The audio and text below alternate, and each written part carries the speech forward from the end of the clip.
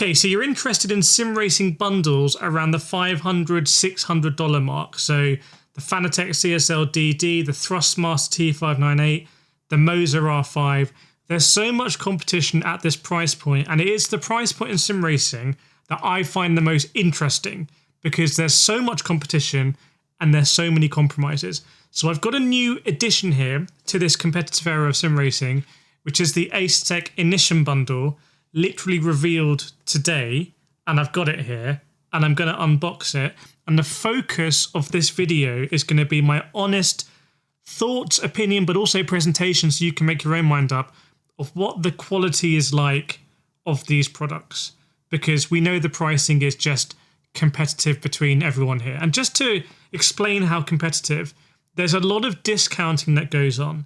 So for example, right now, the Thrustmaster T598 bundle in the UK is £399, which is insanely competitive. So it's on a big discount. The Fanatec CSL DD is on discount at the moment. I think it's about $550, that bundle. And the Moza R5 bundle is on a big discount from like $599 to around $450. And that looks like that discount's been going for a long time. So they're all around the same price point. They all kind of get discounted. Maybe the Asetek one won't be for a while, so treat the 599 as kind of like the pricing. But let's have a look, because I went to Denmark quite a few months ago. I interviewed the CEO of Asetek, Andre Eriksson, and I asked him difficult questions about how are you going to scale up? How are you going to compete with Logitech and Thrustmaster? And you can see what he said in that video. But I raised these questions because I think they're interesting questions. And I think they're questions that people want to know about. So we're going to start here with, obviously the presentation is important as well, right? So we've got a blue box here. On the front, I've got a pretty nice, simple document, actually, if you look at it. It's not covered in a plastic bag like a lot of documents are these days. Why do I care about my documents in a plastic bag? I'm only going to bin it anyway. But that tells me about the quick release adapter and all that kind of stuff. So I like that. Then I've got a simple foam pad that you can see. Not sure it's been pre-holed or something, but looks to be okay. And then it's the main course. It's the wheel, which is heavier than I remember. This is a lot heavier than a T598 bundled rim. The T598 bundled rim, and I'm just going to be completely honest in this video because I'm not paid by Asetek. I've never received any payments from Asetek. They did cover they booked my flights and I went to see them. But I just owe it to you to be honest. And I think that's why brands also like to send me stuff, because I don't sugarcoat things one way or the other. I just say how it is. The Thrustmaster T598, well, you could like drop it and it would bounce. It feels very light, worryingly light. This is very heavy. And when I've been watching videos, including my own videos that I shot in Denmark, I think the wheel does look cheap, actually. There's a few cues for that. I think having this gamepad thing makes it look cheap, irrespective if this was made out of gold. I think the fact that it has like a D-pad means it's more associated with gaming controllers that are inherently cheaper. When you think about it, a really cheap rim is maybe $150, right? That is budget. How expensive is a controller? A controller of $150 is like crazy expensive. So I think it drags, most controllers are like $20, $30, $40, $50. So I think it may have that perception. Also, this kind of forged carbon look that, by the way, is on the rear. It's on the rear of a lot of Asetek wheels higher up the ecosystem. But having it on the front, I don't think it looks as good on camera, actually. I think on camera, it looks like recycled plastic. That's my honest opinion. But now being reacquainted with this wheel in person, I'm reminded about how nice it actually is and how solid it is.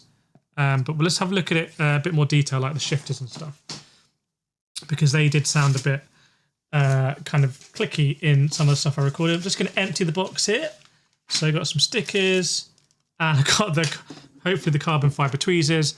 There's nothing else in the box, so I'm going to rebox it and put it back, and then we're going to talk about the wheel a little bit, and we're going to move on to the products. So I quite like the box, quite like the blue. That's nice. Come on, make it PlayStation. Blue PlayStation. Okay. What are they going to do for the PlayStation one if they've already gone blue here? I presume the Xbox ones can't be in the blue box. That's my thinking. So here we go. This is the rim. I'll try and put it in the light maybe so you can see it and focused on me. So we've got this carbon fiber-esque finish. I think it's like a composite or something. These buttons are illuminated backlit, which is the first ever backlit buttons Asetek's ever done, if I remember. You have this kind of start-stop button that, again, looks cheap. Having a start-stop button looks basic. And I don't mean these as my criticisms. That doesn't bother me. The gamepad doesn't bother me. I just think that there's a proportion of people who it will bother. So let me know in the comments if it bothers you or not. Maybe the same with this button that obviously is going to look better when it's an Xbox or a PlayStation button. Then we got these kind of rotaries here. The rev bar is very nice in person, I can tell you. It's a super nice rev bar. And I much prefer it the way it's done in this broken up shape than the way it's done, say, on the Moza ES rim with the kind of like the merged bar. I much prefer it like this. And then we've got the shifters that I know Asetek have said are quiet, but I don't think they are that quiet, actually. And then they've got this interesting shape where it's dished. Can you see? Interesting shape where it's dished. I think that will be divisive. If you think about a super nice shifter that Asetek do, for example, or other brands, carbon fiber ones, they're often not dished in like that. So I think that will be interesting. But I can also see that it gives you a bit more grip. Hey, so it's editor KIRETH here. I was actually just doing a quick edit of this video, and I thought I'd double check about the shifters. I checked my other Asetek rims, like this Forte rim, and it has exactly the same style of shifter, the dishing. So maybe it is a really kind of like performance thing where your fingers are gripped in because of the dishing. In my head, I was thinking like something like the SimuCube wheel here, you can see, that has also, to be fair, like ridging in it. So yeah, interested if anyone's really thought about what style of shifter you like on the back or not. But I just wanted to correct myself that actually it's not unusual for Asetek. This is what they do, and maybe there's a performance reason. So enough of me editing. Make sure to subscribe, and back to the video. I think the design process of this wheel would have been super interesting. I would have loved to be a fly on the wall. I will ask them as well, because I feel like in being this wheel is going to be offensive to some really high-end sim racers, but it's going to speak the language perfectly of some people who are coming from a gamepad. This is the point that I made to Asetek's CEO, I think, in the interview, which is that you've got to capture people who are upgrading from a PlayStation controller to a steering wheel. And there are subtle cues here that speak that language, but don't speak the language of high-end sim racing necessarily. The plastic as well, I don't think that's going to look good on camera. I don't think it's going to look good on camera. But like any entry-level wheel, it has to be super durable. And I did race with this wheel at Asetek HQ, and I did race with the Invicta wheels and everything. And I think this wheel is deceptively better in person than maybe it looks on camera. But could they have done it in a way that would look better on camera? Probably yes. I think the forged carbon look. But maybe that looks cool. Maybe that looks cool. It doesn't... Yeah, I don't know. I'll keep thinking about that. Let's go on to the wheelbase that looks traditionally Asetek, right? Like, okay, so hit the microphone. Got another piece there. Then we've got the manual where real racing starts. Big thanks, obviously, to Asetek for sending this out for review and letting me speak honestly. I only work with brands who just send me stuff and say, we want to know your honest opinion. Be a major red flag if a brand wasn't like that. Okay, so there's some documents here that come with it. And then there's another bit. And then we've got the wheelbase I'm going to take out. How heavy is it going to be? Oh, my days. It's heavy. I'm actually going to struggle here to slide it. Hang on.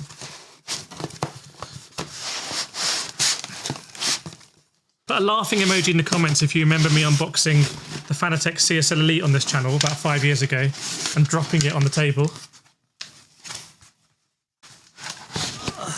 Okay. Here we go then. Interesting. And there's one more thing in the box, which will be the power supply. And then the box is empty. Again, quite like that box. Okay, we'll get onto the PSU because I know... Actually, no, it can't be the PSU because the PSU's here. What am I talking about? Also, how do we... I'm not in the United States! I'm in England. Well, now I have to open this because... Remember, this is a review unit, so maybe... Oh, no! Okay, it's not a problem for me because I review a lot of equipment, so I have different... I have these kettle leads. And this is a review units that will have gone all over the world, so I'm not going to bash Asetek for this at all.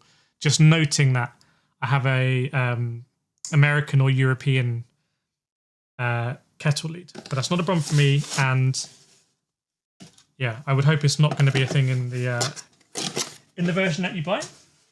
Okay, here is the clamp. As always, I'm transparent. So this is the clamp here, which is interesting because you would think maybe there might be some flex there, but I'm not sure. It's an interesting style. So that is going to clamp onto the table. And when we get onto the pedals, I know Asetek have done quite a bit in making the pedals actually adjust whether they're going to be on carpet or on a rig. I mean, the first time I used a T598 in Germany on carpet, I was like, wow, these pedals are really good on carpet. And they're probably better on carpet than they are on a rig, if we're honest, if we've got any T598 users. It's difficult for me because I have cockpit, so I'm not I'm not going to be clamping stuff these days. Although I was using wheel stands quite recently. But anyway, I mean, that is quite cool. That is quite cool. So 4 T-slots.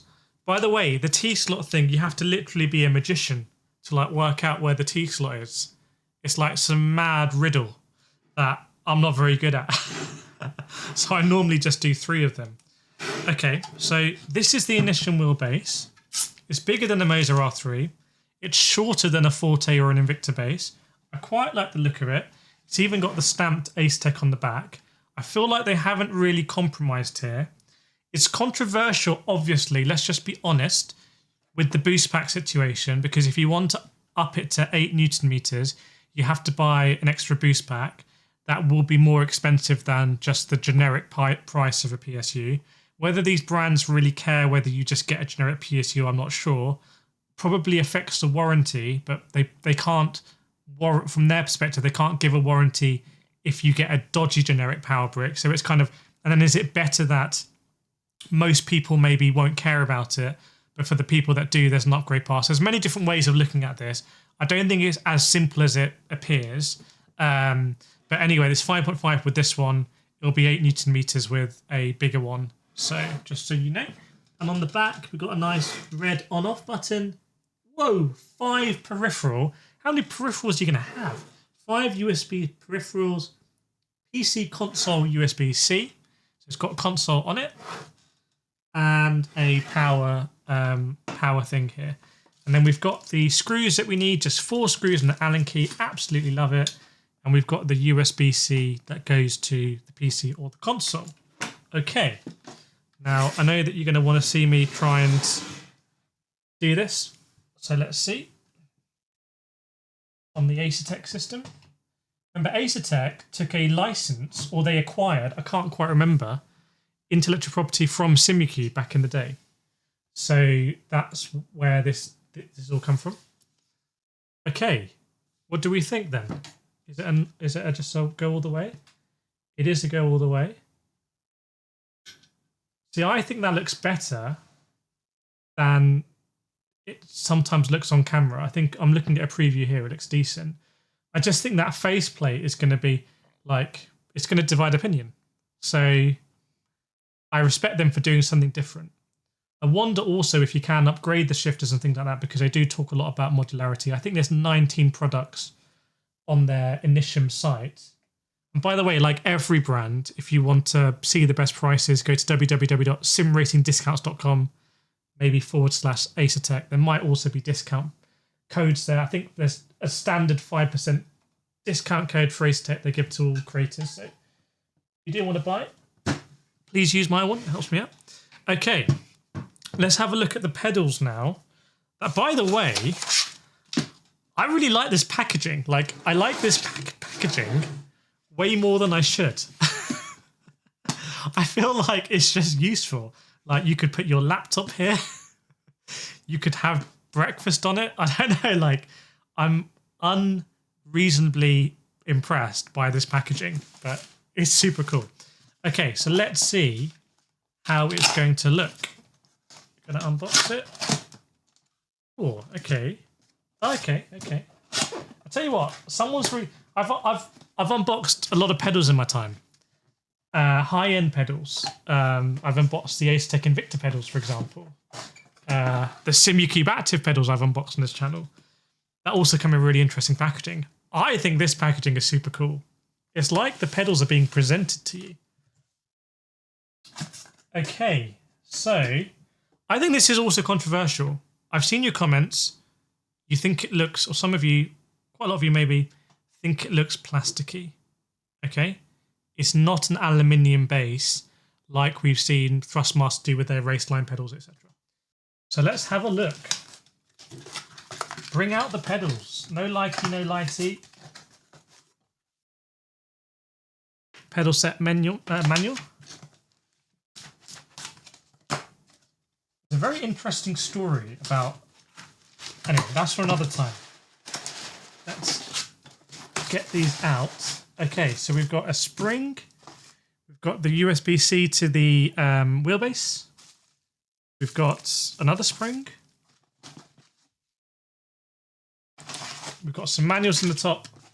And we've got a congratulations on your new Asetek product. Okay.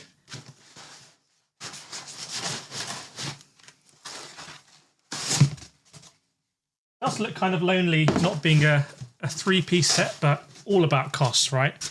I would much prefer they'd sell it as a two set and people can upgrade. That is such a Jenga thing now. Okay, here we go. Pedals. Yes, the orange bits look plasticky. There's no two ways around it, okay?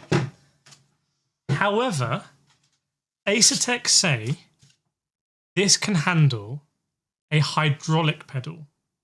So, and I've been to Asetek, I've been to the factory in Denmark, and I've been to their top secret QA room where they have basically machines that are pressing the pedal like for a week non-stop and doing the shifters and everything. So I believe they take their QA seriously. I believe that's the case because Asetek, if you don't know, make coolers.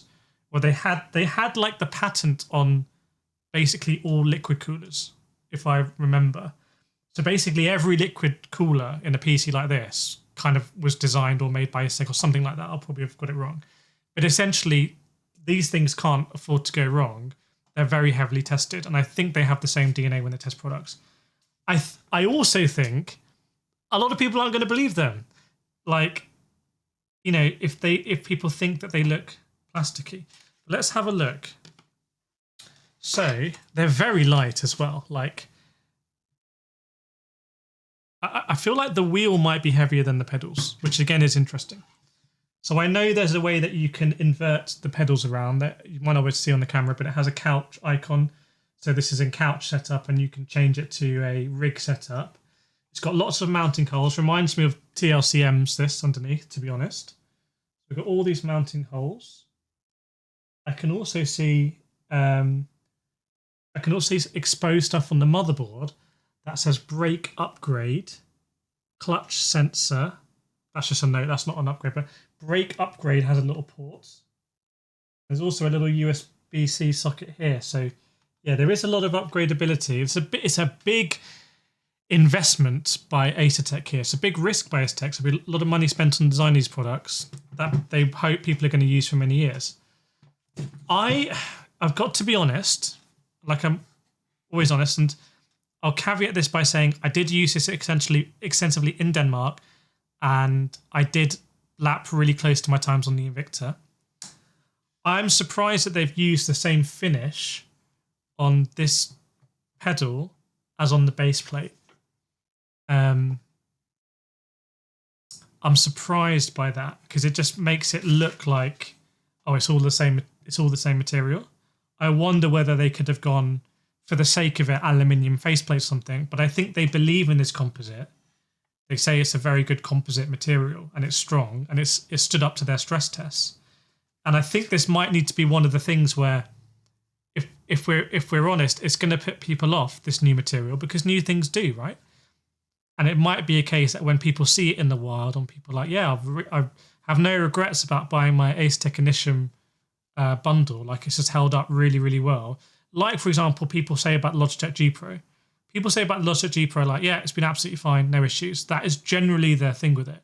Interestingly, Thrustmaster T598, there's a lot of, the power is not working anymore. The PSU is broken. Thrustmaster needs to replace my PSU. That's interesting. That's something that we as reviewers can't tell you about at the beginning. Whether you have reviewers that are corrupt, that's a strong word. Whether you have reviewers that don't really care about being objective, whether you have the most objective reviewers who are the most honest with you, neither of them can tell that. But if the reviewers are still in the game, are still reviewing a year later, and reviewers know about these sort of things, I think we have a duty to let you know about them. Why would we not have a duty to let you know about it? Anyway, let's get back to the Initium pedals. They're just chilling here, waiting for me to show you, and I'm just yapping. So I can see what's going on with these springs. That replaces the spring in the throttle. I should be able to have a stiffer spring. There's also a little stop here, and I wonder if that stop basically comes into play when... You can't see the stop. I wonder if this stop comes into play when I put it into the other configuration. Oh, well, yes, it would, because now there's no travel. So there's no travel there. So it must be when I change configuration, it will hit that stop. Okay. Then we've got the brake chamber here. That can go hydraulic. That's insane. Like, that is legitimately insane. That's a big statement. If I was Asetek, I'd show that off now. Like, I'd send that out to... In fact, maybe I'll ask Asetek to send me that, because I think you would probably like to see me absolutely stand on this pedal 100 kg and see if it's okay and put my cameras there, because I think that is the ultimate showcase they can do. So we've got the chamber here. Don't see any elastometers because it's not... Well, it's not a load cell. It is two Hall sensors and not potentiometers. It's not like the Logitech G29 that would get dusty. They're Hall sensors, but it's not a load cell. And I would imagine this big spring goes in here. Brake. Obviously, Asetek know what they're doing with brakes, because the Asetek Invicta pedals, I think the first product they launched, is extremely highly regarded. But it's also quite expensive, and it's also made through traditional materials. There is on the other side the space for the clutch already and the stop here. That's pretty cool. Okay. Oh, okay. I wasn't intending on doing that. I've done it now. Okay. Well, that was easy.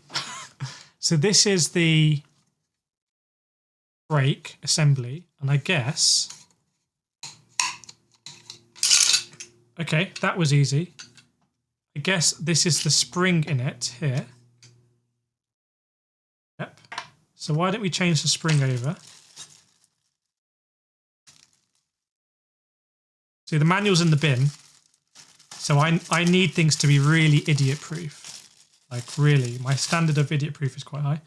This is the spring that's still in there. Obviously, way more substantial than the T598 spring. And I'm going to replace it with this one. So I'm going to put the stiffer spring in there. I'm then going to put this back and up. Is there another spring in there? So why do I care about my decomposing plastic bag? I'm only going to bin it anyway. And I probably... Have I done that the wrong way around? So now I'm in trouble. Now I'm in trouble. So that goes like that. Okay, I think I got it. Basically, you need to have a small spring on here, so that compresses in. Then you can change the spring in the chamber to the heavier one, which I've done. And I think this needs to go in and then lock. There we go. So now it's facing the right way. And now what I do is go like that in there. Ow. And there. That is a crazy toolless system. Like, that is crazy good. I've dealt with Logitech G Pro load cell pedals that are also toolless, but they will take your whole finger off. I've dealt with Fanatec V3s that are definitely not toolless. I've dealt with the RevoSim load cell pedals that are quite interesting. That is really insane, actually. That is very, very, very simple. Probably there will be additional springs and things you can get to change that. So that's quite good. I'm impressed with that. I could also do the same on the throttle pedal, but I'm not going to do it because I've just messed it up again. So this is Initium. Like, literally what you're looking at on the table right now. And I think they could have cut more corners and got a lower price, but I think there's some corners they haven't cut that people are going to think they have cut because it's new materials. And so this is, with no doubt, is coming in at the higher end of this budget range. Like, it's not cheaper than a Thrustmaster T598. It's not cheaper than an R5 bundle. It's not cheaper than a CSL DD bundle.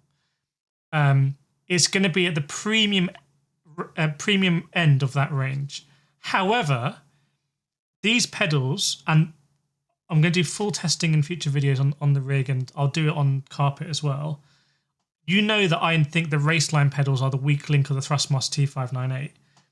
These pedals potentially could be a lot better, but we need to see, even though they look very unusual. We know that the T598 base is direct drive 5 Newton meters, overshooting to 10, but it is massive. The mounting holes can be a little bit weird. There's some question marks over PSU at the moment. This Asetek, I can't say that it's not going to overheat or it's not going to have PSU issues, but if it doesn't, from the looks of it, I think this is going to potentially be a more kind of solid, reliable option than T598. If it does that, it's kind of a very difficult thing to say. So I'm drawing on my usage of the Asetek Forte and things, which is maybe unfair. So jury's out there. This rim is definitely heavier than the Thrustmaster T598. Is it better than the Thrustmaster T598? I think this rim is definitely better than the entry-level Fanatec P1 rim, actually. Is it better than the Moza ES rim? The Moza ES rim looks more premium, actually, with that brushed, like, aluminium finish. Or it could be better, but I think it's subjective.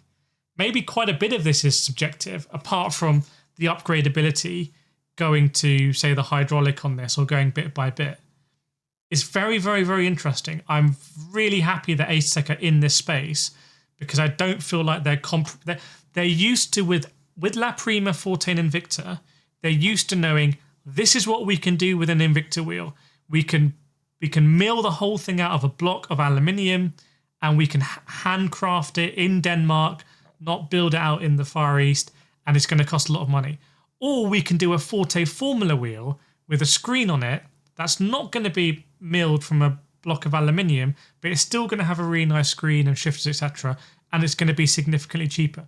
And they understand the compromises. So I think that's very interesting. And they're coming from the top down, which is maybe different to Moza, for example, or Thrustmaster.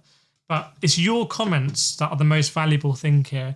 I'm sure a lot of companies and Asetek are going to be watching this video, even me faffing around with the pedals, and everyone wants to know what you think. So put your honest opinion in the comments. I'm very intrigued by this. This could be qualitatively the best product in the range, but it's subjective, I think. A lot of it comes down to looks. So you let me know what you think in the comments. I will get it on the rig. I will compare it against all the other equipment I have that is similar price point. And yeah, welcome to the sim racing family, Asetek Initium. Make sure to subscribe if you want to see more.